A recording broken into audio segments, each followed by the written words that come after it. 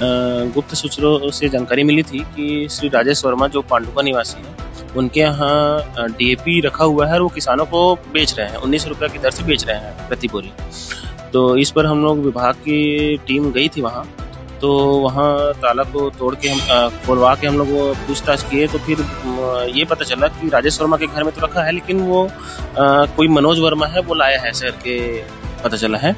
तो ऊपर में देखे तो वहाँ डीएपी नाम से ऐसा पूरा में लिखा हुआ है, अंकित है वहाँ, परंतु अंदर में प्रोडक्ट में देखने पे डीएपी नहीं था।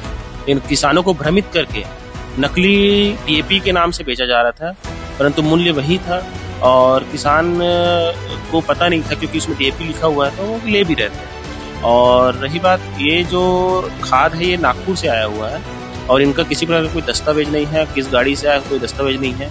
इसी आधार पर विभाग ने उस पर तत्काल जब्त करके उसको न्यायालय में प्रस्तुत किया है। और इस आगे भी अगर मान लो इस प्रकार की और कोई जानकारी मिलती है किसानों के माध्यम से, तो कार्यवाही जारी रहेगी।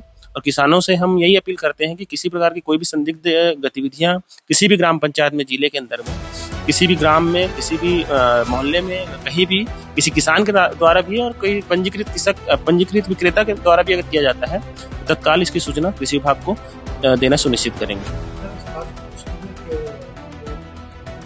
नकली हम इसी का बोल सकते हैं क्योंकि उसमें डीएपी लिखा है, लेकिन वो डीएपी का उसमें कंटेंट ही नहीं है। 18% उसमें नाइट्रोजन ही नहीं है, 40% फास्फोरस ही नहीं है, 0.5% है। किसान को पता नहीं है कि उसमें कितना परसेंट क्या होता है, लेकिन वो डीएपी नाम से किसान ले रहे हैं, नाम बड़ा बड़ा उसमें अक्षरों में लिखा हुआ है डीएपी का।